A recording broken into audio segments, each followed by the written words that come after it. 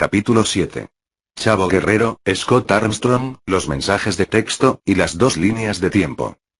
Cientos de luchadores profesionales murieron jóvenes en los aproximadamente 20 años previos a la tragedia de Chris Benoit.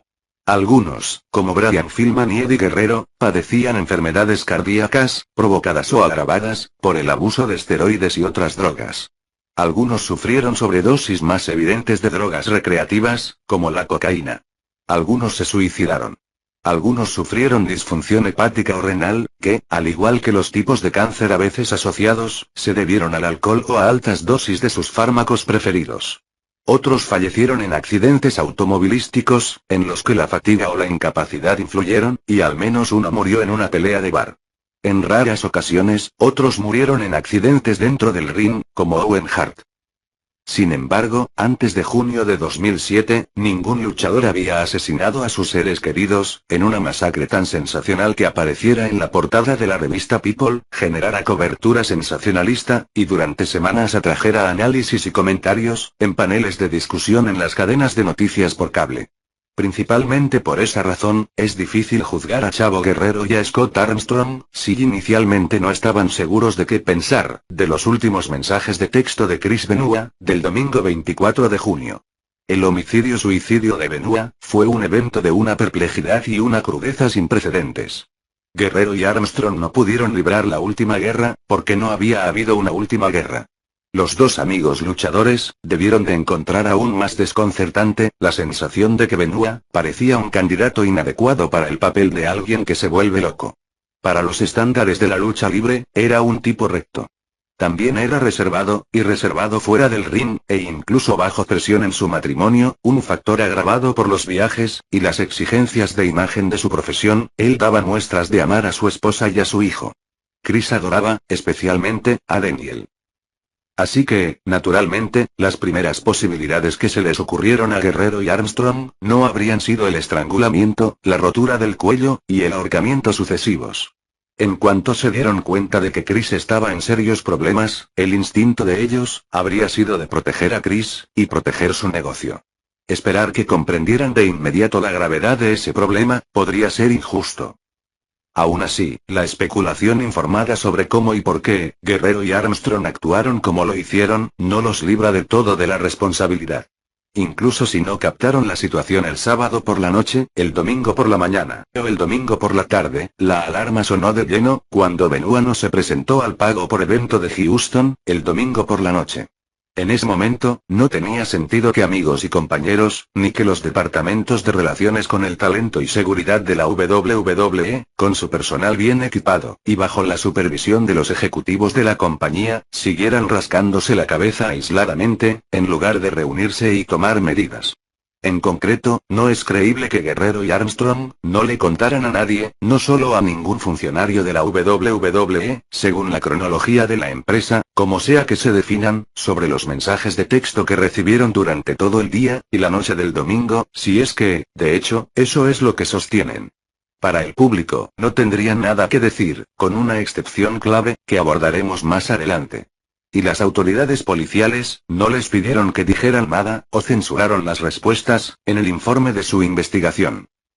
En cuanto a la afirmación de la empresa de que los directivos de la WWE desconocían los mensajes, hasta las 12:30 del mediodía del lunes, más de 30 horas después de que Benoit los enviara, y 1 hora y media después de que el asesor de seguridad de la empresa hiciera la última llamada a la casa de Benoit para intentar contactarlo, la probabilidad de que la mano izquierda no supiera lo que hacía la mano derecha es extremadamente remota. Esto ocurrió 16 horas después de que se levantara el telón del pago por evento de Vengeance, con una programación de combates y tramas alteradas, debido a la ausencia de Benoit.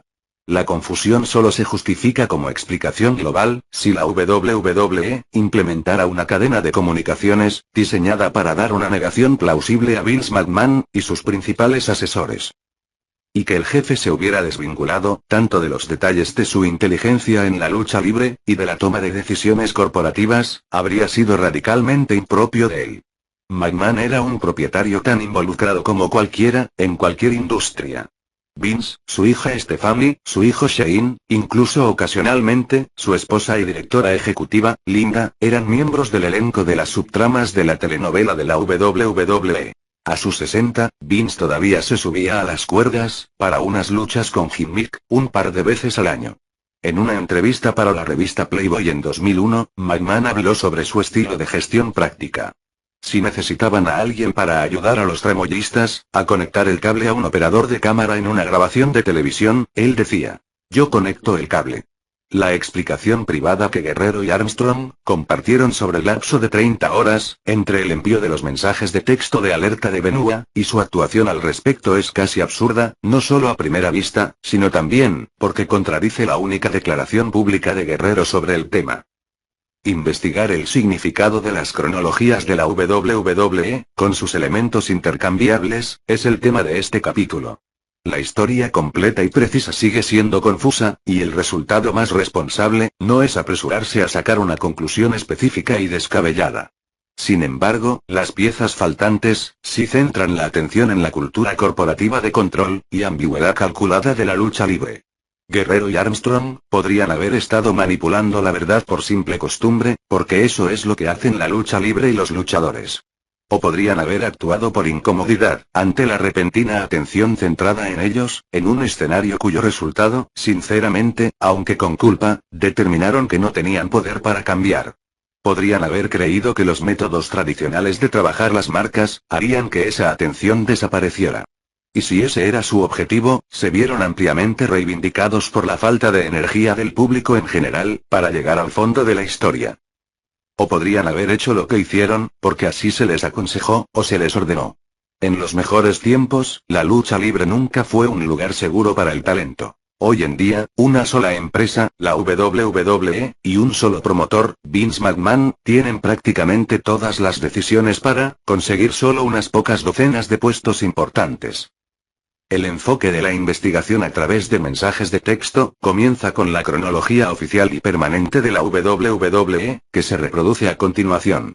Esta cronología se emitió como comunicado de prensa el 26 de junio y, al momento de la publicación de este libro, aún estaba disponible en el sitio web corporativo.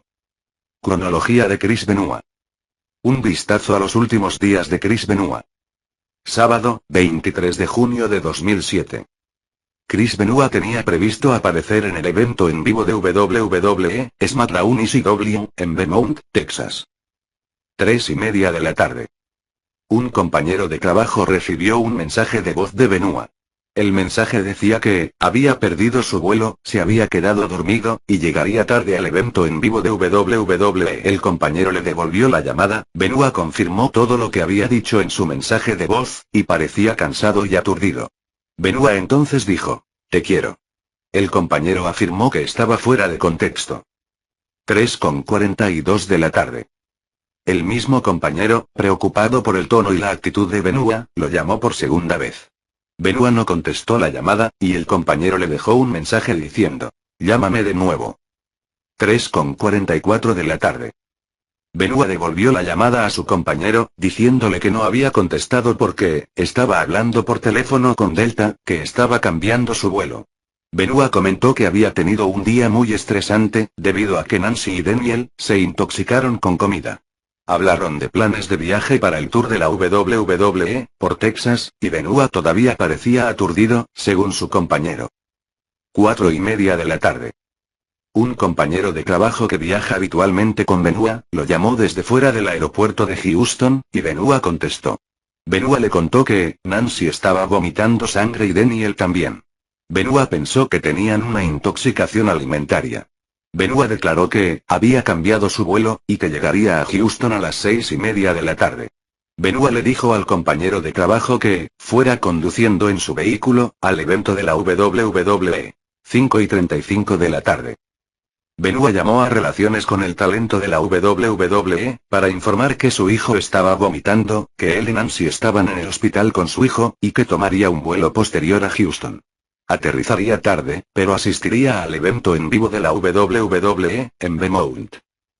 6:10 de la tarde. Un representante de relaciones con el talento llamó a Benoit. El representante le preguntó a qué hora llegaría a Beaumont. Benoit respondió que salía de Atlanta, a las 9:20 de la noche, hora del este, llegando a Houston a las 9:24 de la noche, hora del centro. El representante de Relaciones con el Talento, le informó a Benoit que sería demasiado tarde para asistir al evento en vivo de la WWE, en Beaumont. Benoit se disculpó alegando una emergencia familiar.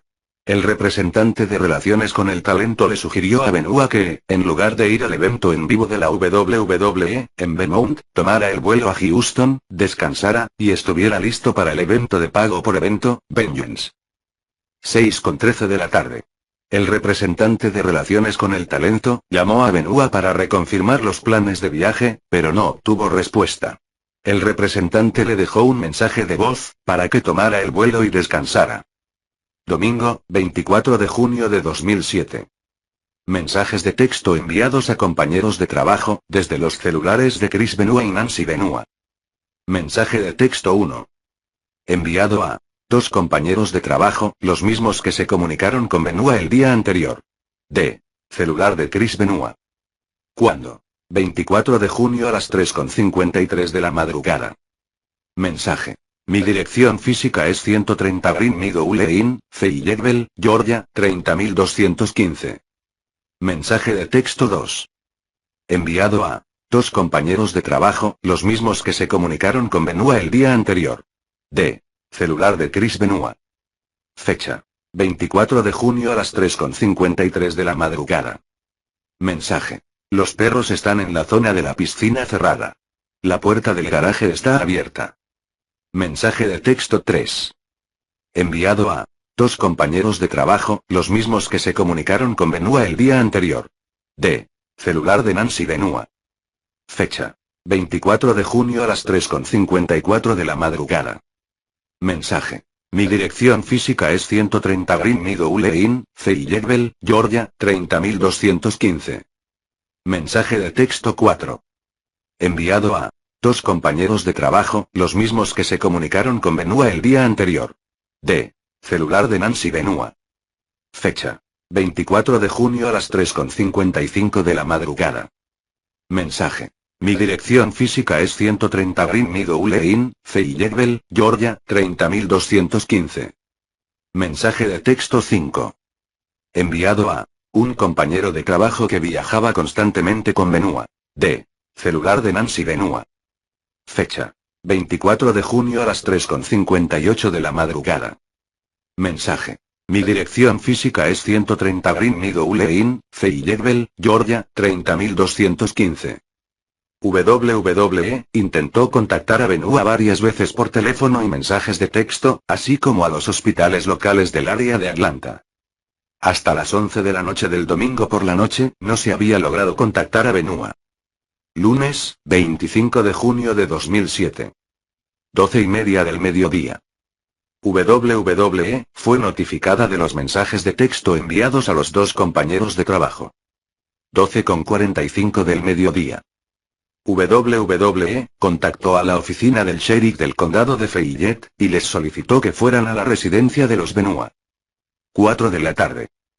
WWE recibió una llamada de la oficina del sheriff del condado de Fayette, informando que ingresaron a la casa de los Benoit, y encontraron 3 cadáveres, un hombre, una mujer y un niño. La oficina del sheriff del condado de Fayette ha descrito a la casa como una escena de crimen importante, y no dispone de más información. Fuente. www.com. Pero además, existía una cronología anterior, cuyo texto se reproduce en las 2 páginas siguientes. Esta se publicó por primera vez, en la página de la WWE, la noche del martes 26 de junio, pero posteriormente fue borrada. Por un lado, ambas cronologías se complementan. Por otro lado, la cronología anterior, mejor fundamentada, contradice la posterior, más circunspecta, de forma sutil y perturbadora. Esta última parece tener la intención de ser la última, y autorizada declaración de la WWE, sobre el tema. Es posible que haya sido impulsada por los analistas de Wall Street, que criticaron la respuesta inicial de la WWE, por decir demasiado y tan pronto a los hechos, lo que provocó que la empresa revisara, aclarara, y diera la impresión de estar a la defensiva, y lista para ir a combate contra los medios.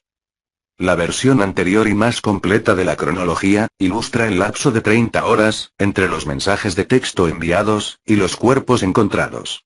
Aún más importante, coincide con el relato consensuado, en los registros de llamadas telefónicas, y las entrevistas del informe del sheriff del condado de Fayette, así como en otras fuentes, sobre las conversaciones de Benoit el sábado, con Guerrero, Armstrong, y otros.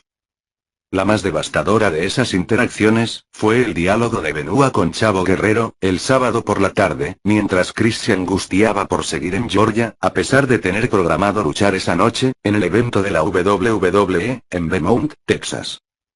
Según la primera versión de la cronología, a las 3:30 de la tarde, un compañero de trabajo recibió un mensaje de voz de Benoit. El mensaje decía que había perdido su vuelo, se había quedado dormido, y llegaría tarde al evento en vivo de la WWE. El compañero de trabajo le devolvió la llamada, Benoit confirmó todo lo que había dicho en su mensaje de voz, y sonaba cansado y aturdido. Entonces Benoit dijo: "Te quiero". Probablemente, todas las horas de la cronología estén pensadas para la hora del este, pero una posible discrepancia de una hora entre la hora del este y la central, no afectaría la esencia de esta parte de la narrativa. Al reflexionar sobre esa conversación, el compañero de trabajo se sintió tan perturbado por lo que parecía una expresión de afecto exagerada, y por el tono y comportamiento general de Benoit, que le devolvió la llamada 12 minutos después, dejándole el mensaje: "Llámame". Benoit le devolvió la llamada, aunque no habló con el compañero. En su mensaje, Benoit logró disipar cualquier preocupación urgente, explicando que simplemente estaba teniendo un día muy estresante, debido a que Nancy y Daniel estaban enfermos con una intoxicación alimentaria, recordó el compañero para el recuento de la narrativa. Ese compañero era Chavo Guerrero. En su testimonio del Raw en tributo a Benoit del lunes, publicado en ese mismo momento en www.com, Guerrero le contó a la audiencia que lo estaba viendo en vivo, que Chris Benoit terminó su última conversación diciendo: "Te quiero". Aunque Guerrero no añadió nada en ese testimonio en vivo, de lo extraño que le había parecido esa frase. Mike Benoit, el padre de Chris, me dijo que Guerrero le contó la misma historia. Los luchadores terminan las conversaciones diciéndose "te quiero", o un "te quiero, amigo", todo el tiempo, dijo Mike. Pero Chavo dijo que la forma en que Chris lo dijo esa vez, le pareció muy extraño y fuera de contexto, tan extraño que Chavo decidió devolverle la llamada. Chavo le dejó un mensaje a Chris. "Solo dime que estás bien". El informe del sheriff contenía más de lo mismo. Guerrero le informó al sheriff, que Benoit le dejó un mensaje diciendo, que se quedó dormido y perdió su vuelo. Guerrero comentó que Benoit sonaba un poco extraño o deprimido, mientras hablaban. Luego de un rato, Guerrero contó que después de colgar, volvió a llamar a Benoit y le preguntó si estaba bien.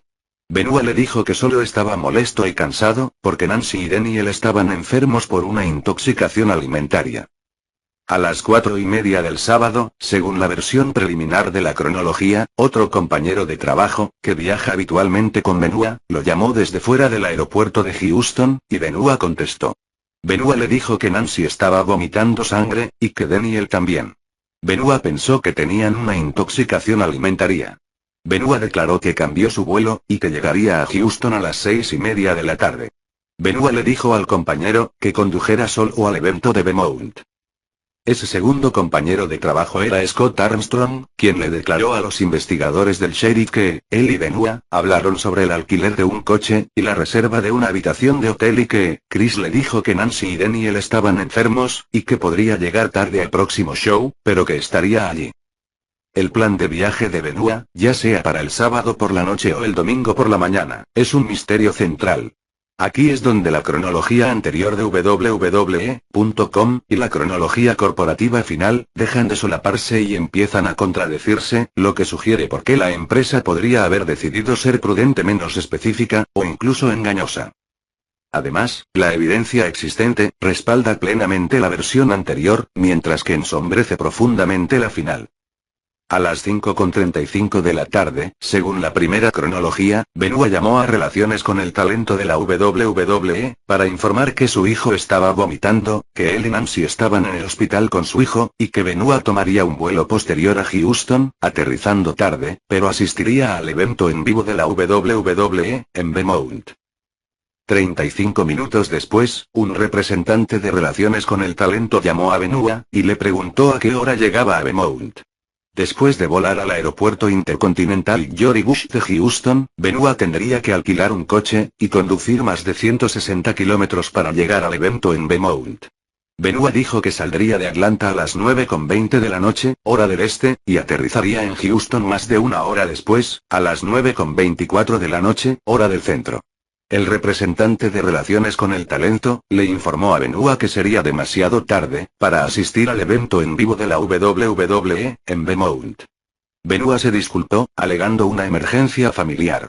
El representante de Relaciones con el Talento le sugirió que, en lugar de ir al evento en vivo de la WWE, en Beaumont, se tomara el vuelo a Houston, descansara por la noche, y estuviera listo para el pago por evento de Vengeance, que tomaría lugar en Houston, el domingo por la noche. A las 6:13 de la tarde, el representante de la WWE llamó de nuevo a Benoit para reconfirmar los planes de viaje, pero no recibió respuesta.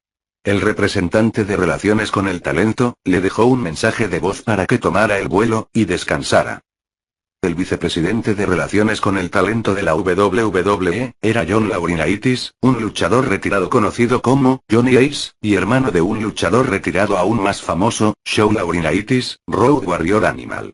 Los registros telefónicos confirman llamadas al celular de Benoit desde la oficina de la WWE en Stamford, Connecticut, el sábado. Habría llamadas adicionales desde la oficina de la WWE, incluyendo varias de la línea directa de Shawn Laurinaitis, al día siguiente. La versión final del cronograma de la WWE, en el sitio web corporativo, incluye 2 viñetas sobre los planes de viaje de Benoit, desde Atlanta hasta Houston. Transmiten una resolución algo diferente para el sábado por la noche. Los ejecutivos de la WWE reprogramaron el vuelo para la mañana siguiente, lo que permitió que Benoit se perdiera el evento de Beaumont, y organizaron alternativas, para que asistiera al evento de pago por evento, en Houston el domingo. Énfasis añadido. Los empleados de la WWE intentaron confirmar con Benoit sus planes de viaje, pero no pudieron contactarlo. La distinción entre un vuelo el sábado por la noche y un vuelo el domingo por la mañana es trivial, ya que no se esperaba que Benoit llegara al show de Beaumont en ninguno de los 2 vuelos. Además, existía una zona de penumbra característica de las 2 cronologías, ya que ambas fueron citadas en cierta medida, aunque se las denominaba la cronología. Por ejemplo, el miércoles 27 de junio, Forbes.com informó que la cronología de la WWE indica que en la tarde del sábado 23 de junio, Benoit, quien debía asistir a un evento de la WWE en Texas, contactó a la WWE para informarles que su esposa e hijo estaban enfermos por intoxicación alimentaria, y que no asistiría. La WWE reservó su vuelo para el domingo por la mañana.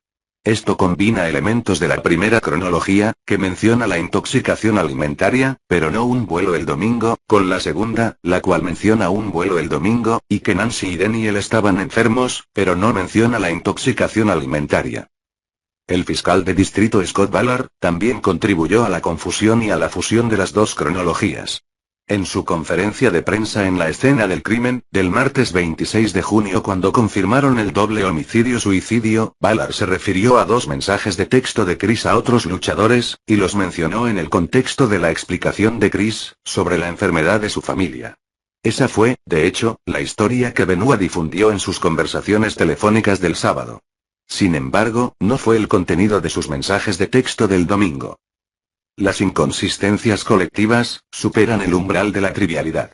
En particular, como veremos, afectan la forma en que se evalúan las acciones de Scott Armstrong, el domingo por la mañana.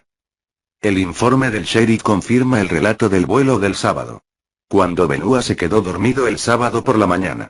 Ahora sabemos que, en realidad, él estaba dando vueltas en una mansión que contenía 1, o probablemente 2, cadáveres. Benoit perdió su vuelo ya reservado 1048 de Delta Airlines, que salía de Atlanta a las 11:15 de la mañana, hora del este. Ese billete se emitió desde Stamford, tras haberlo solicitado, a través de la oficina de viajes de la WWE. Chris Benoit cambió su reserva, a un vuelo de Delta, que salía a las 5:27 de la tarde, pero también lo perdió mientras hablaba sobre su emergencia familiar con Guerrero, Armstrong y relaciones con el talento de la WWE. Esto coincide con la referencia de Armstrong, en la primera línea temporal, a un vuelo que llegaba a Houston a las 6:30 de la tarde, hora del centro. Los registros telefónicos de Benua, y los registros de reservas de Delta Airlines, coinciden en que luego realizó llamadas a servicios para miembros de Delta y, según Delta, se reservó el vuelo 4801, que salía a las 9:27 de la noche. No hay constancia de un vuelo reservado el domingo por la mañana. Los procedimientos de la WWE, para los house shows, los cuales son eventos no televisados, exigen que el agente de gira, le envíe a la oficina un resumen por escrito de cómo se estuvo desarrollando todo. En su informe a la oficina sobre el programa del sábado por la noche en Beaumont, el agente Dave Finley, escribió: "Estuvimos conduciendo, a través de muchas tormentas. Hacía unos 32 grados, y de repente llegaron tormentas fuertes. Pero aún así, todos sobrevivimos, excepto Chris Benua, que supongo que tenía algunos problemas familiares. Así que reorganizamos un poco la cartelera. El oponente programado de Benua, Edge, tomó el micrófono de la casa, en la jerga de la lucha libre, cortó una promo, y se quejó de que Chris Benua no estaba aquí, y de que no tenía oponente, además de decir que nadie es digno de subirse al ring con él. La música de entrada de Ric Flair interrumpió a Edge. Sorpresa. Flair entró por el pasillo de la arena, y se convirtió en el retador de Edge, en una lucha que terminó en una pelea fuera de control, con interferencia externa de otros luchadores, mientras Edge se robaba la victoria. Finley concluyó: "Solo un poco de humo y espejos, para endurecer las cosas, y encubrir un final rudo, al final de una lucha que realmente no se suponía que sucediera". El domingo por la madrugada, Benua envió sus infames mensajes de texto de despedida, a Guerrero y Armstrong. Tanto las cronologías de la WWE, como los registros del sheriff, coinciden en cuanto a la hora y el contenido. 4:53 de la madrugada, hora del este de Georgia, 3:53 de la madrugada, hora central de Texas. Aunque no se identifica en las cronologías, obviamente se envió tanto a Guerrero como a Armstrong. Los mensajes posteriores en esta lista, se registrarán solo por hora del este. Del celular de Chris Chavo Scott.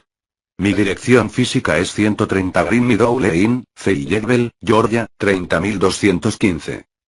4:53 de la madrugada, para Guerrero y Armstrong. Del celular de Nancy. Los perros están en el área cerrada de la piscina. La puerta lateral del garaje está abierta. 4:54 de la madrugada, para Guerrero y Armstrong. Del celular de Nancy. Chavo Scott. Mi dirección física es 130 Green Meadow Lane, Fayetteville, Georgia, 30215. 4:55 de la madrugada, para Guerrero y Armstrong. Armstrong, del celular de Nancy. Chavo Scott. Mi dirección física es 130 Green Meadow Lane, Fayetteville, Georgia, 30215. 4:55 de la madrugada, para Armstrong. Del celular de Nancy. Chavo Scott. Mi dirección física es 130 Green Meadow Lane, Fayetteville, Georgia, 30215. Sin embargo, según la WWE, Guerrero y Armstrong, no dieron a conocer estos mensajes a los ejecutivos de la empresa, hasta las 12:30 del día siguiente, lunes 25. Dicho con franqueza, las explicaciones para este lapso de 30 horas, son caleidoscópicas. El 18 de julio de 2007, Guerrero daría una entrevista con Greta Van Susteren, de Fox News, y le contaría que, no entendía los mensajes y que inicialmente los descartó, por considerarlos viejos o insignificantes. Aquí está la parte relevante de la transcripción. Van Susteren. Así que, obviamente no te llamó más tarde esa noche, sábado, para decirte: llegué a Houston. Guerrero. Él nunca llegó. Van Susteren. De acuerdo. Guerrero. Él nunca llegó. Pero sí recibí mensajes de texto suyos, por la madrugada, sobre... Van Susteren. Ahora, ¿a qué hora? Iba a decir, ¿a qué hora recibiste el primer mensaje de texto de él? Guerrero. Si no recuerdo mal, eran las 3:53 de la madrugada, hora de Houston, que son las 4:53 de la madrugada, hora de Atlanta. Van Susteren. ¿Y qué decía? Guerrero. Y ese mensaje de texto decía, solo tenía su dirección. Él vivía se acababa de mudar a una casa nueva que había construido, porque la anterior estaba en una calle pública, un área pública, y ya no podía salir. Tenía miedo de que Daniel estuviera afuera jugando porque, muchos fanáticos o gente del aeropuerto, venían y acampaban frente a su casa. Así que ya no podía tener una vida pública. Así que compró un terreno en los suburbios de Atlanta, construyó la casa ahí y tenía un apartado postal, y nadie sabía realmente su dirección. Así que esos mensajes me decían cuál era su dirección física. Pero nada fuera de lo normal, simplemente, mi dirección física es esta, y eso es todo. Y me envió otro mensaje. Van Susteren. ¿Te pareció raro? O sea, ¿era raro que mandara su dirección? Guerrero. A veces cuando envías un mensaje, y la persona no lo recibe hasta 2 días después, era la madrugada del domingo, yo estaba durmiendo.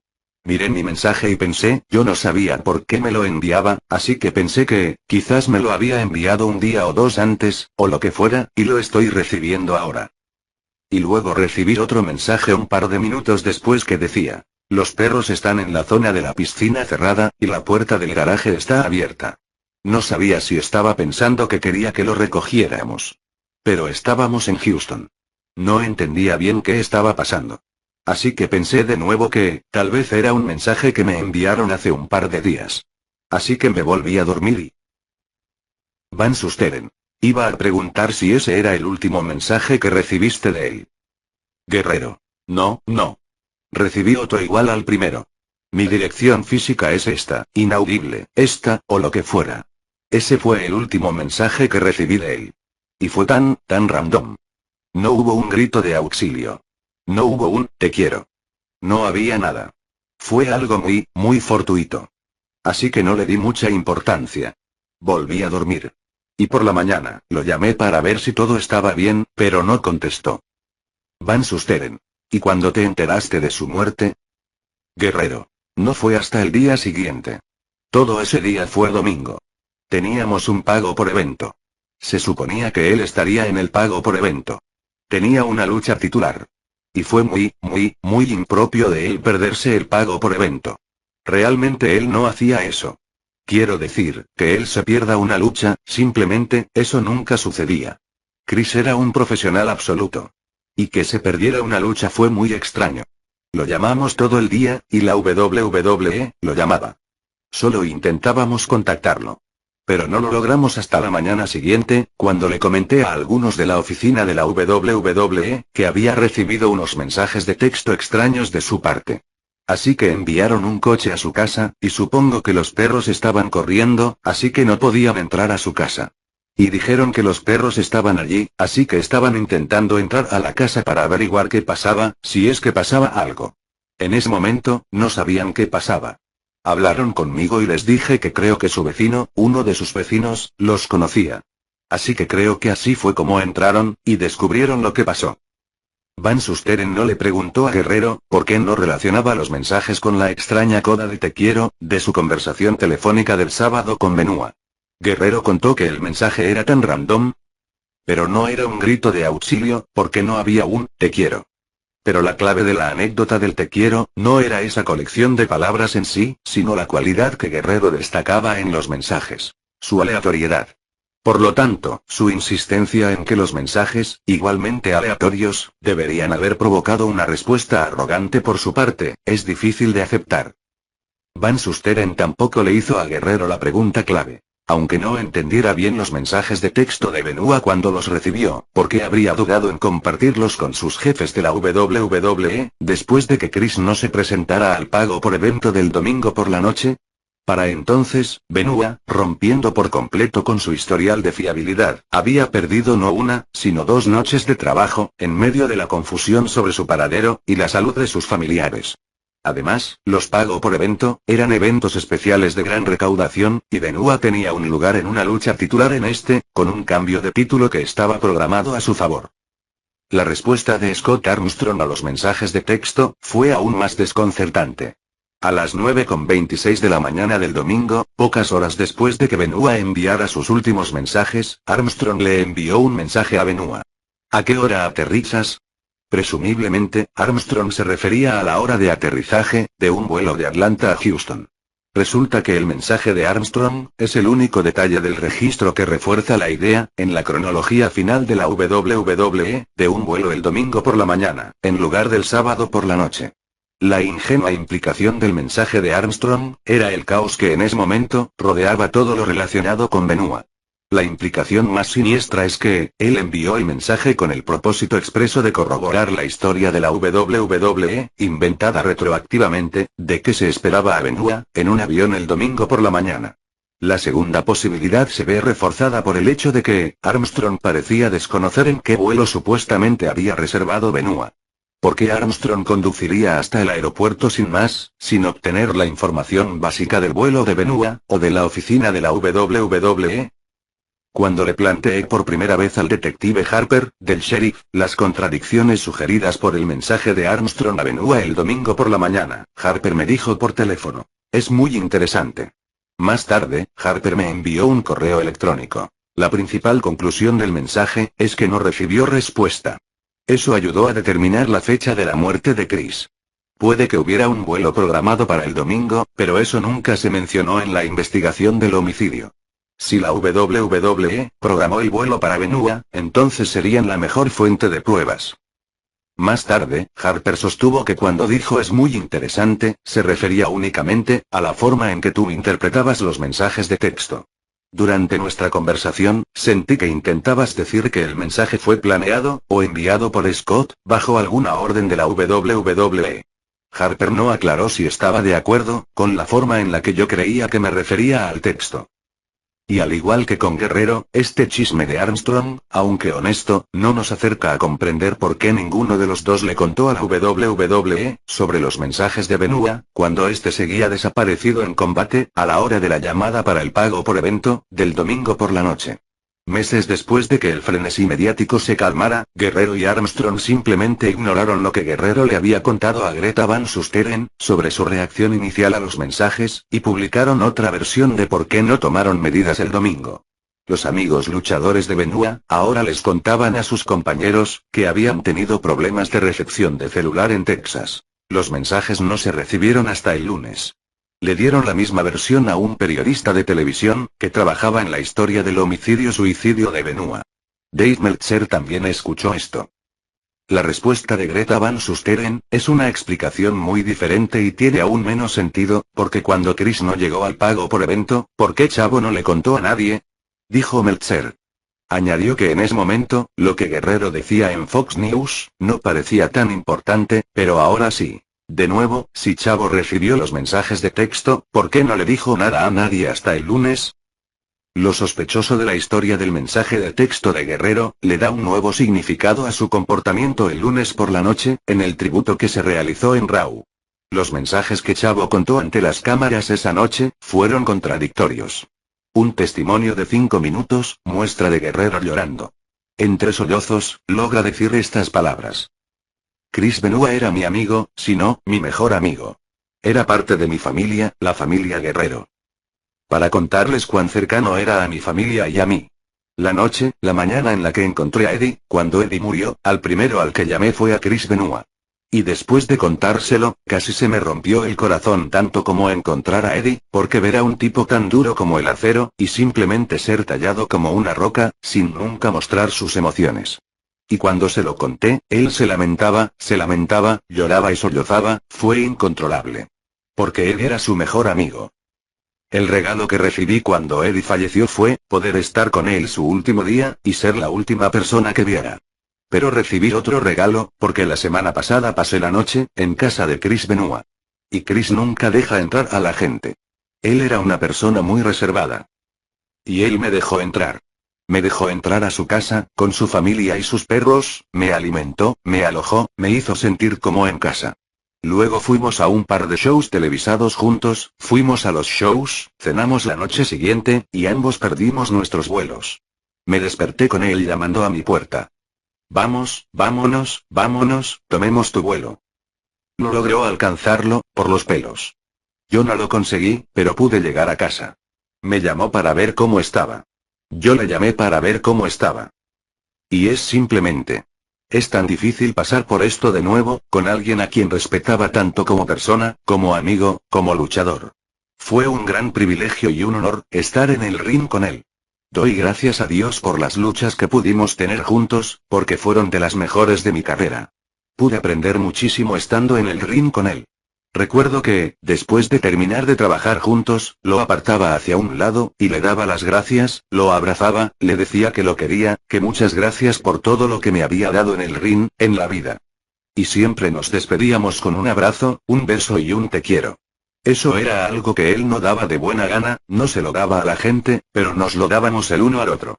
Y la última vez que hablé con él, el día antes de que falleciera, él terminó la llamada con un te quiero, chavo. Solo quería decirte, Chris, eras mi amigo, te quiero y eres parte de mi familia. No digo eso de la gente, lo digo de ti. Gracias, que Dios te bendiga. Lo siento por ti. Lo siento por tu familia. Yo solo. Lo siento mucho. Te agradezco el tiempo que pasamos en WrestleMania, mis hijos y los tuyos, y todos jugaron juntos. El privilegio y la confianza que tuviste en mí, al dejarme tener a tus hijos, los llevé con ellos y fuimos juntos al cine. Supongo que eso me demuestra lo que pensabas de mí, Chris. Te agradezco mucho por eso, por pensar así de mí, porque siento lo mismo por ti y confiaría en ti, en mí, en mi vida, en la vida de mis hijos, porque te conozco, Chris, conozco tu corazón y sé el gran corazón que tienes, tenías, lo que sea. Gracias, Chris, y gracias por ser mi amigo. Te quiero, hombre. Sin embargo, en el show en tributo en vivo de Raw, Guerrero tiene un comportamiento diferente, más parecido al de William Regal. Chavo se muestra distante, incluso cerrado. En retrospectiva, sus compañeros pensaron que Guerrero lucía extraordinariamente reservado para alguien cuyo amigo cercano acababa de fallecer. Pensaron que tal vez sospechaba algo, o simplemente estaba confundido. El 28 de marzo de 2008, llamé a los celulares de Guerrero y Armstrong. En el número de Guerrero, contestó una voz masculina, y cuando pregunté si era Chavo Guerrero, respondió. ¿Quién eres? Dije. Irv Moknik, a lo que el hombre me dijo que no era Chavo Guerrero, y que me había equivocado de número. Volví a llamar, y recibí un mensaje con la misma voz. Era la misma voz que había escuchado momentos antes, y también sonaba como la del Chavo Guerrero de la televisión. Dejé un mensaje, que no me devolvieron. En el número de Armstrong, contestó un hombre, y antes de que pudiera identificarme, dijo que no me oía. Volví a llamar y repitió lo mismo. Sospecho que Armstrong fingía una mala conexión, ya que todo sonaba bien en ambas llamadas. Más tarde volví a llamar, me salió el buzón de voz, me identifiqué y dejé un mensaje, que no me devolvieron. Unos meses después, un amigo cercano de Armstrong, me contó que estaba en el aeropuerto de Houston el domingo por la mañana, cuando le envió un mensaje a Benoit. ¿A qué hora aterrizas? De ser cierto, eso influiría en la percepción de las acciones de Armstrong. En concreto, sugeriría en cierta medida que su mensaje del domingo, no fue falsificado para respaldar una cronología falsa ya en construcción, ya que fácilmente podría haber transmitido un mensaje falso, desde la comodidad de su habitación de hotel. Dicho esto, no sé por qué Armstrong no me dijo él mismo, que fue al aeropuerto el domingo. Y por las razones expuestas, no estoy convencido de que lo hiciera. Dos cronologías, una reserva de vuelo el sábado por la noche, versión preliminar, o el domingo por la mañana, versión final. Mensajes de texto de Benoit, que fueron interpretados lentamente, entrevista televisiva nacional, o atascados en el flujo electrónico, explicación privada posterior. Dichos detalles, a primera vista, son asuntos que deben resolver las fuerzas del orden. Los fiscales y el sheriff no suelen cerrar los expedientes de crímenes atroces, sin ofrecer una explicación coherente de cómo y por qué 3 cadáveres permanecieron ocultos dentro de una casa en su jurisdicción, durante más de 30 horas después de que el autor, quien se encontraba incumpliendo compromisos importantes para un trabajo de alto nivel, enviara 5 mensajes de texto a 2 compañeros amigos. De hecho, la omisión o el retraso en la denuncia de un delito, a veces se procesa como un delito, conocido como encubrimiento de un delito grave. No obstante, cerrar el expediente sin intentar resolver estas contradicciones, es precisamente lo que Scott Ballard, fiscal de distrito del circuito judicial de Griffin, y Randall Johnson, sheriff del condado de Fayette, decidieron hacer en el caso Benoit. Como se demostrará en el próximo capítulo, las autoridades también manipularon los registros telefónicos, ocultaron otras pruebas de mensajes de texto, no recuperaron ningún mensaje de voz, y publicaron un informe final, calculado para inducir a error en varios otros aspectos. Jugaron con los registros públicos, lo que los dejó, a ellos y a la WWE, en una mala imagen. Chris Benoit cometió el crimen él solo.